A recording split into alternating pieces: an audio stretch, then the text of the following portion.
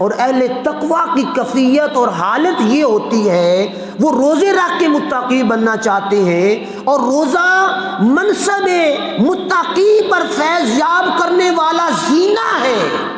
تو فرمایا کہ وہ بندہ جب اس کے سامنے آیات قرآن پڑھی جائیں، قرآن کا درس دیا جائے، قرآن کی تلاوت کی جائے، تو اس کے دل کے اندر وجلت پیدا ہو جاتی ہے، اس کے ایمان کے اندر برکت پیدا ہو جاتی ہے، اس کے ایمان کے اندر اضافت پیدا ہو جاتی ہے، اور اس کا ایمان بڑھنا شروع ہو جاتا ہے۔ یعنی یوں سادہ الفاظ میں یوں سمجھیں کہ قرآن پڑھا جا رہا ہو تو مومن سامنے اس کا دل جو ہے وہ بچھتا چلا جاتا ہے، اس کا دل محبت اور معرفت اللہ میں نچھاور ہوتا چلا جاتا ہے۔ کیوں؟